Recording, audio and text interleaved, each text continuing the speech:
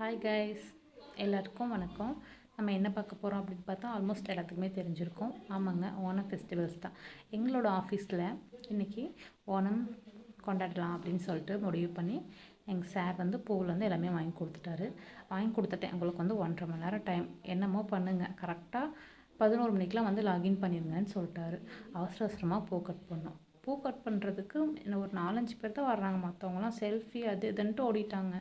So ஒரு வழியாக பூவெல்லாம் கட் பண்ணி எங்களுக்கு தெரிஞ்ச மாதிரி ஒரு கோலம் போடலான்னு சொல்லிட்டு கோலம் போட்டிருக்குறோம்.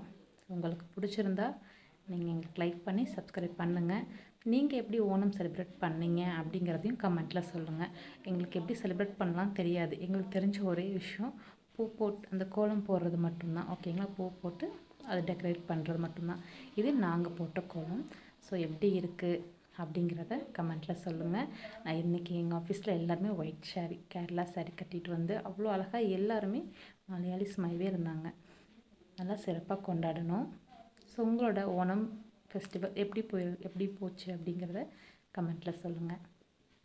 பாருங்கள், இது நான் போட்ட கோலம். நல்லா இருந்துச்சுன்னா லைக் பண்ணுங்கள். பூவெல்லாம் நல்லா ரேட்லாம் செம்மையாக தான் இருந்துச்சு. இருந்தாலும் நாங்கள் வருஷத்தில் ஒரு நாள் நம்ம கொண்டாடுறோம் அப்படின்னு சொல்லிட்டு எங்கள் சார் தாராளமாகவே பூ வாங்கி கொடுத்துட்டாரு. எங்களுக்கு தெரிஞ்சு சின்னதாக ஒரு கோலம் போட்டு ஒரு ஃபோட்டோ, இது நான் என்னோடய கோலம் போட்டு ஒரு ஃபோட்டோ எடுத்தோம். இது எங்களோட ஆஃபீஸில் எல்லாருமே. So thank you. ஹாப்பி ஓணம். பாய்.